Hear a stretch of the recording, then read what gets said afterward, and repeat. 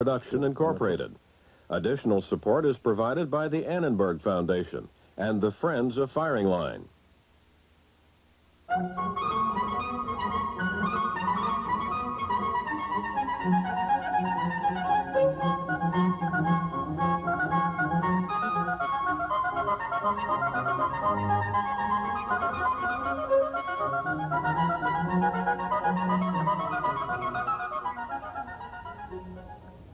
Confounding the pollsters, George Pataki, Republican, a graduate of Yale and the Columbia Law School, a former mayor of Peekskill, was elected governor of New York last September, replacing Mario Cuomo, who had been in Albany what seemed 100 years.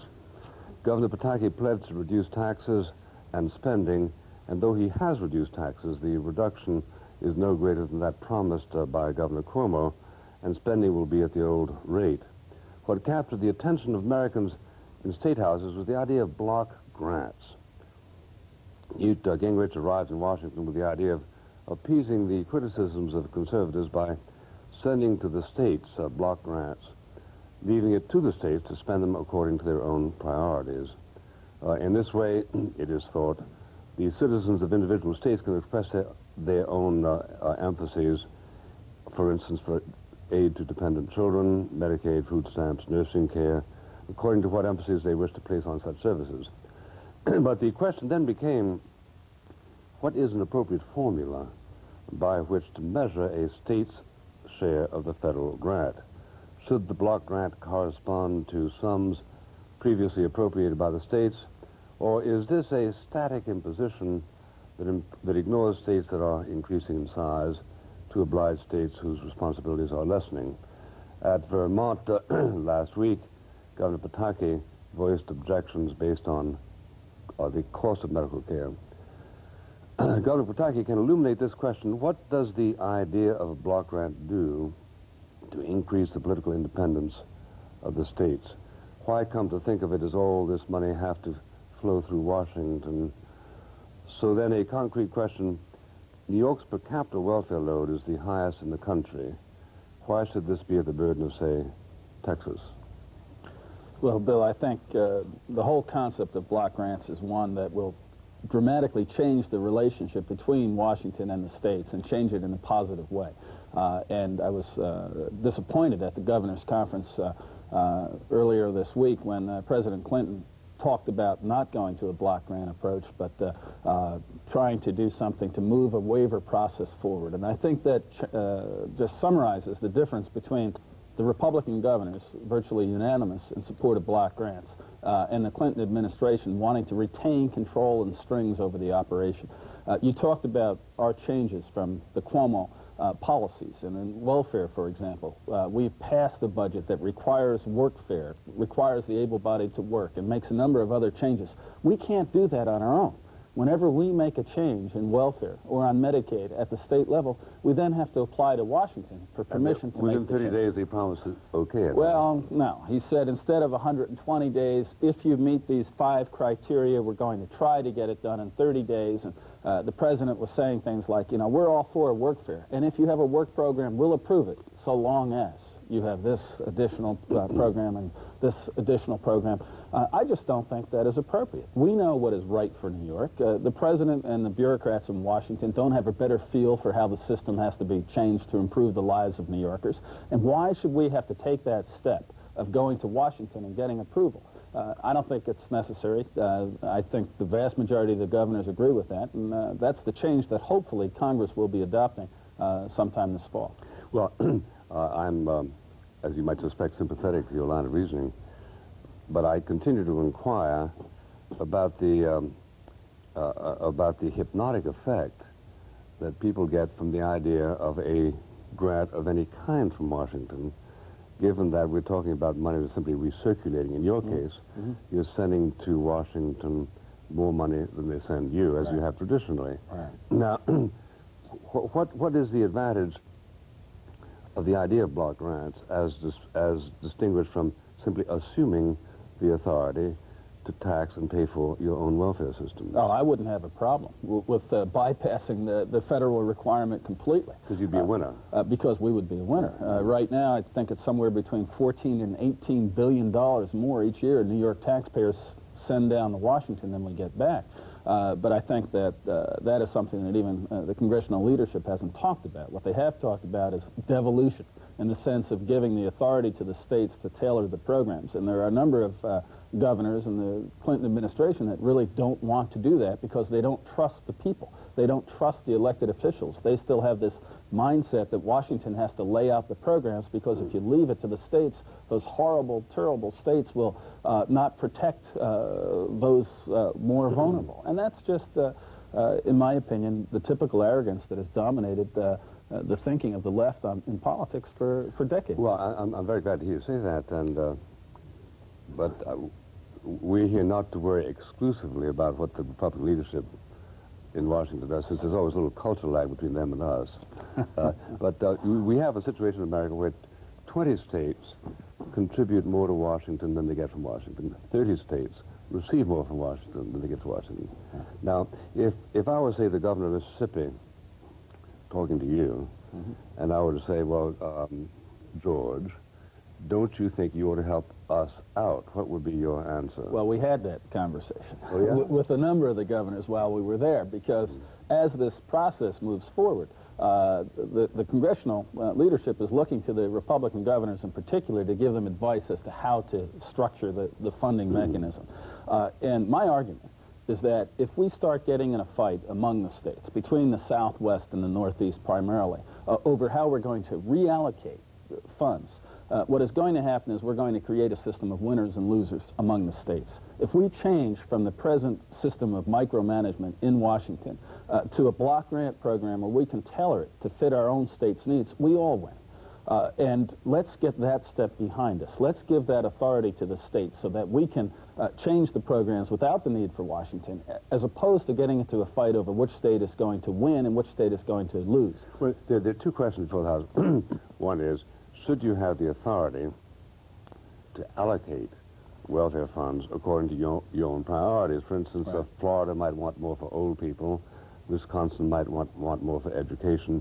I think everybody agrees that ought to be their authority.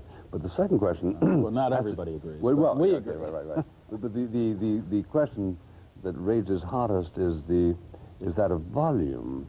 Now, let's take, say, Rhode Island. It just happens that Rhode Island gives exactly as much as it gets. A dollar traveling from Rhode Island to Washington, Rhode Island spends an expensive night out on the town in Washington.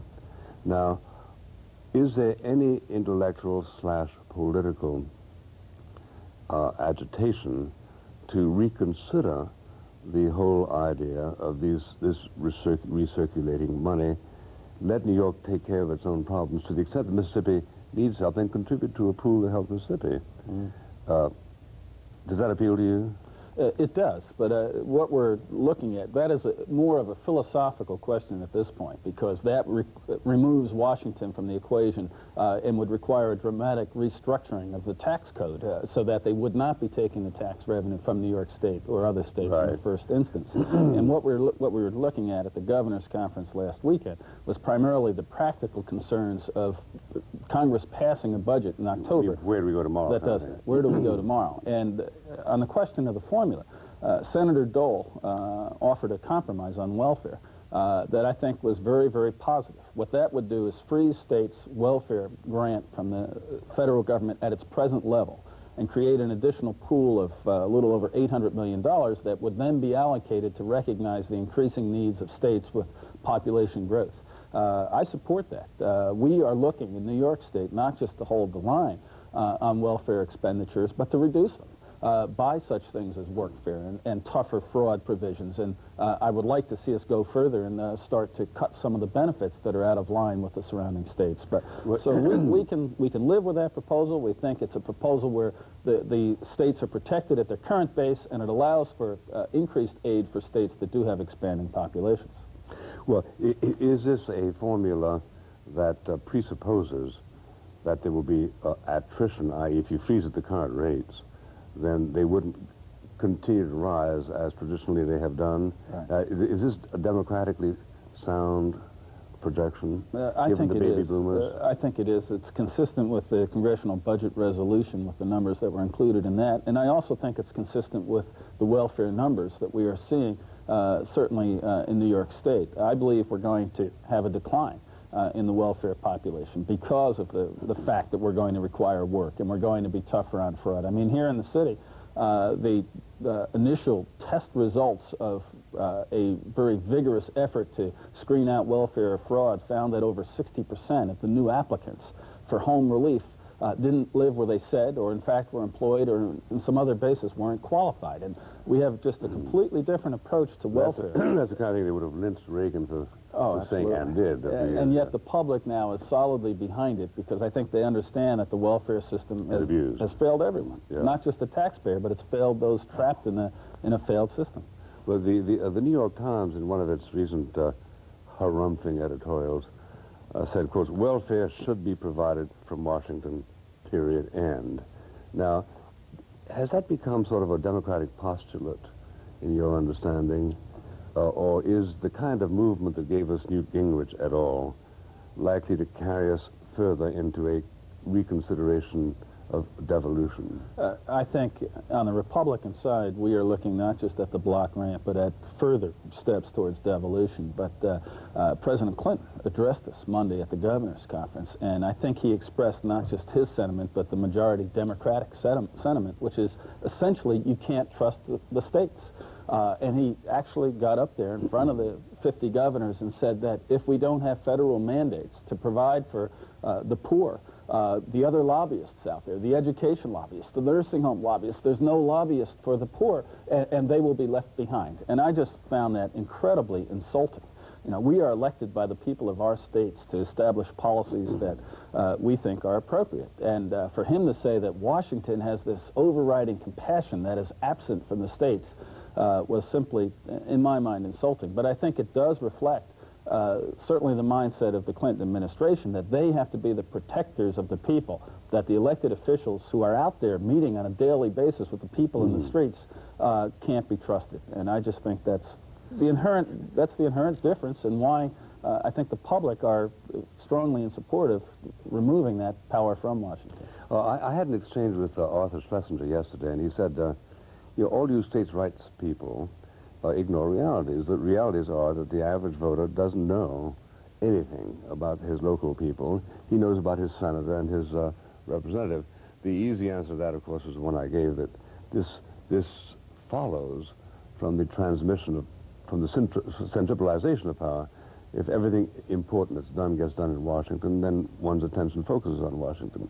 Now, to what extent was Schlesinger onto something? Is there, as a result of years of federal preemption, a kind of torpor within the state? Take New York. To what extent, having just been elected governor, do you feel that the people of New York really threshed out their desires and gave impulses to your legislation? No, I think the people were very aware this year of what we were trying to do. And if they weren't aware of $4 million of TV advertising saying Pataki's going to put your mother out on the street, that tended to raise people's interest in state government. I think there was that torpor at the state level in the past because the function was almost ministerial. Washington told you what to do and how to do it. And to the extent that you were involved in doing it, you told the city government or the county governments for them to do it. And the state was largely just a pass-through. That is changing, and it's certainly changed in Albany, and I think it's changing in most of the states, because we are now actively fighting to get back authority to control our destiny from Washington. And it's not just in welfare, it's in Medicaid, it's in food stamps, it's in all the entitlement programs where we simply are not just going to sit back and when Washington says, no, you can't do this, you have to do it this way, we're going to say, we're not going to do it that way. Well, how vigilant would you say that the people who direct their attention to the state are? For instance, Mayor Giuliani was here a couple months ago, and I asked him about his approval of the crime bill, and he said, well, you know, that brings $800 million to New York City. And I said, yeah, but the mathematics of that means that we have to pay out $920 million. He said, but that's tomorrow. Now, when you were campaigning, did the average listener, or the average person you were talking to, seem to be aware that for every dollar he got from Washington, you had to give more back? No, I don't think they were so aware of the relationship between the state and Washington as the fact that something was wrong in New York. And I think it was our campaign and the public... New York State or New York city? State. Okay, New York right. State. The public awareness was focused more on the fact that even if the entire country needed change, New York needed it greater, because whether it was welfare or crime or our taxes or our economy, we were lagging the rest of the country. And so I don't think it focused on that relationship very much, and I still don't think that does. That is largely something where it is the Congress and the governors and the administration creating this tension among themselves, and I think it's a very positive tension, and I don't think the public really has paid that much attention to whether we have block grants or entitlements or true devolution or something where it just appears to be that way. Does that bear out Schlesinger's point? No, I think because there is a great deal of public attention now being paid to the state government itself and to what we are doing at the state level. And I think it's because there is a growing awareness that the states are more involved and more competitive. So I think there's still always room for greater public awareness, and I think more important than that, there's greater need for awareness among the elected officials at the state level as to what the people are thinking. But I am very optimistic about the expanded role of the states and the expanded awareness of I think, the people, that the states are much more aggressive and involved than they have been in the past. Well, now, the pressures presumably felt in Albany tend to be those from people who are most immediately hurt. Certainly victims of crime would be one, although it isn't really easy for a lobby against crime to materialize because they don't know quite what to do. But take, for instance, business. You talked a lot during the campaign, as did a lot of people who were supporting you, about the egress of business from the state of New York because of the high taxation here. To what extent has this been a lobby that has made its complaints persuasive in Albany? Oh, I think the complaints have been persuasive not so much because of the lobby, but because of the reality. What the lobbyists can do, if you're take an intelligent I don't think lobby is a bad word, by the way. No, I don't inherently either. What they can do is bring your attention to an issue and lay out facts, and that's their job. And what they did was create a very persuasive case, but they didn't have to convince me in the first place. I was aware of what was happening in the state, that we were suffering just a continual economic decline. I mean, they talk about the national recession ending in April of '91, and we're now hopefully heading towards a soft landing. New York never took off. We don't have to worry about the landing. And now we're just in the process, through our tax cuts and regulatory reform, of trying to change that climate. And I think we're succeeding at that. Well, you haven't had very dramatic business tax cuts, have you? Oh, yeah. This year, the corporate surcharge was cut in half. We targeted a number of specific business tax cuts for elimination. The personal income tax, and most of the small businesses, most businesses in this state pay under Subchapter S, so they pay individual income taxes, and those will be cut by at least 25% for most New Yorkers over the next 3 years. So the tax cut program, I think, has been successful and will be more successful as we move forward. And the impact of that will be realizable during your term? Oh, this year? We have tax cuts this year, next year, and the year after. I'd say the impact of those. The impact is starting, I think, right now. We just, I was up last month with Kodak in Rochester, where they announced... They were thinking of moving out. Well, they were. They were thinking... Photo imaging is changing from film to digital. Yeah. And they were in the process of determining where to make a multi-hundred-million investment in that new technology. And George Fisher, the chairman, said, we can no longer just automatically say it's going to be in New York. And they took an aggressive look at other states, and ultimately they decided on New York, and the chairman said it's because of the tax cuts and the regulatory reform that we have made this determination. So I think we're seeing it now, and I think we're going to see it continue to grow as people understand that what we talked about is not simply what we talked about, but what in fact we are going to do and have been doing. Well, now, on the business of lobbies and pressures on you, what kind of pressure, if any, do you feel for a reform of affirmative action?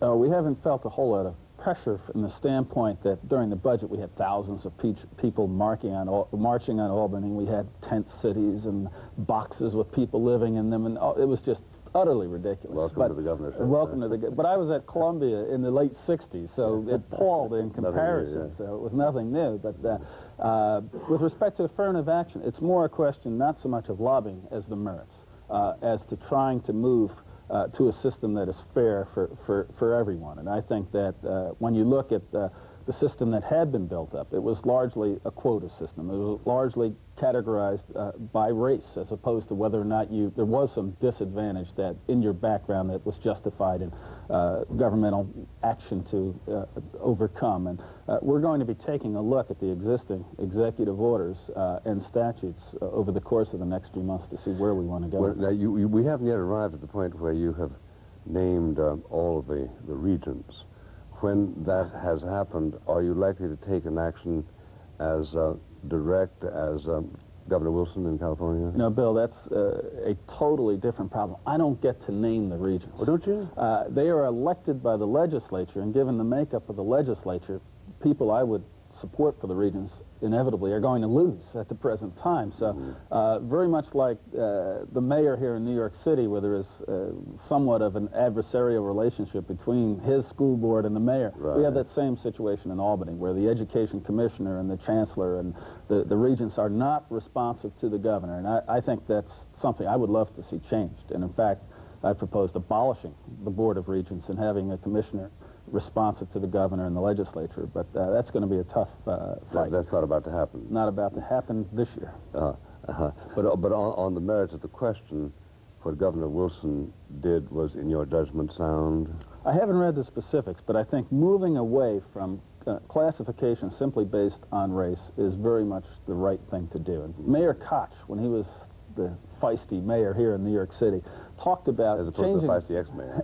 And he is a feisty ex-mayor. Changed his affirmative action program from one that was race-based to income-based, so that if you had a low-income, disadvantaged background, regardless of race, you would be assisted. And that's the type of approach, to the extent we have affirmative action, that I would like to see us take.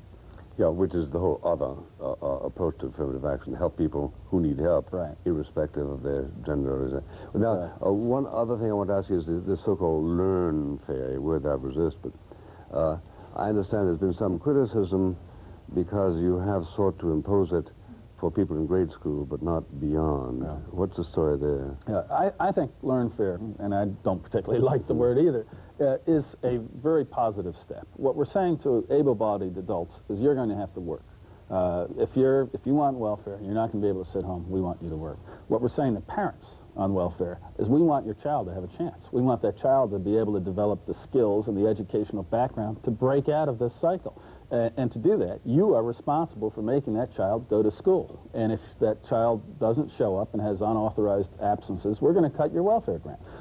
There was a battle within the legislature as to how far you could take it, and ultimately a compromise was reached, and I forget whether it's the 7th grade or 8th grade, but the argument was philosophical over how long can a parent control the actions of his or her child, but it really wasn't that. It was more that there were those who didn't want learn fair at all, and they were pushing it to well, all right, they got to go to kindergarten and 1st grade, and we were saying, no, we want it through high school. So the nature of democracy is that we ended up with a compromise, and I would prefer to have the parent responsible for the child's behavior a lot longer. We weren't able to get that through the legislature this year. Now, was a judicial, constitutional question raised at all during that negotiation? Or was it strictly a matter of what the legislature decided to do? Yeah, it was strictly what the legislature did. The judicial constitutional question came in. We also changed welfare to say that for the first 6 months, if you come to New York, you don't get our higher benefits, you get the benefits from the state you came from. And that was where there was a judicial constitutional question. It's now before the U.S. Supreme Court, and we think that our approach will be upheld. Well, a million years ago when you were in Columbia and I was running for mayor, Governor Rockefeller vetoed a residence requirement that had been passed. And then my memory is that he got some kind of a judicial confirmation for his opposition. Is that still an obstacle? There is you have to check with the courts? The United States Supreme Court has, I believe, struck down residency requirements of 1 year.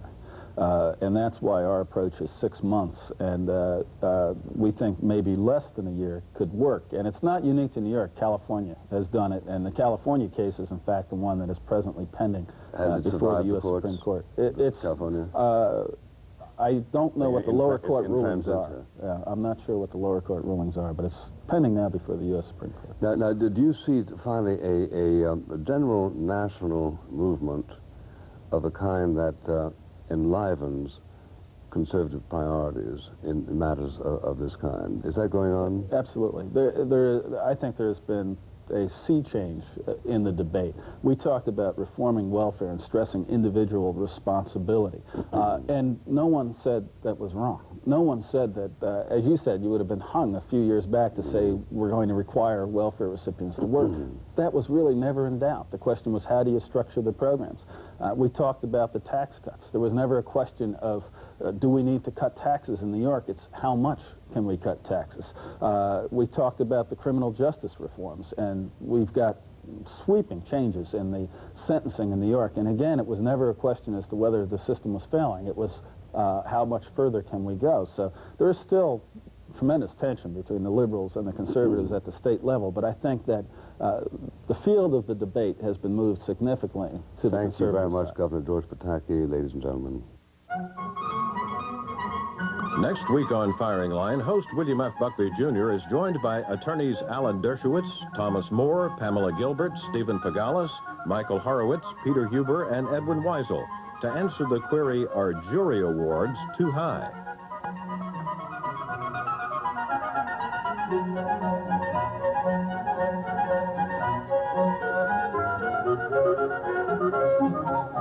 Association with South Carolina ETV.